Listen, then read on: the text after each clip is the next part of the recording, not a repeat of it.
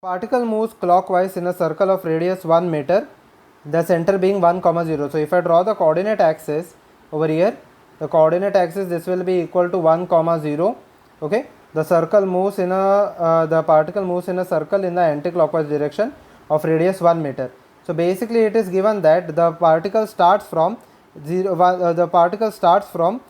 origin, okay, and initially it is at rest. So the particle starts from 0 comma 0, okay, and initially it is at rest, and the velocity is increasing constantly at a rate of pi by 2 meter per second square.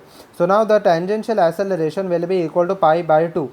Now if I calculate the value of alpha over here, the at will be equal to alpha into r. So basically alpha will come out to be, now the r over here is equal to 1 meter, so alpha will be numerically it will be equal to a. The value will be equal to pi by 2. Okay, the omega 1 is equal to 0 because it is initially at rest.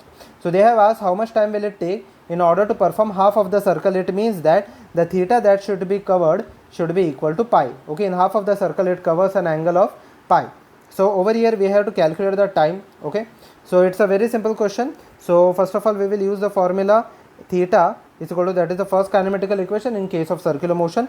It will be equal to omega 1 t plus half alpha t square. So theta over here is equal to pi, half alpha over here is equal to pi by 2 into t square. So basically t square will come out to be 4, or the time period will come out to be 2 seconds. So after 2 seconds it completes half of the circle. What is the speed at that time? Okay, we have to calculate the speed. Okay, so let us first find out the angular speed. Omega 2 will be equal to omega 1 plus alpha t. Now omega 1 is equal to 0, alpha over here is equal to pi by 2. Okay, alpha over here is equal to pi by 2 into t. The time given over here is equal to 2 seconds.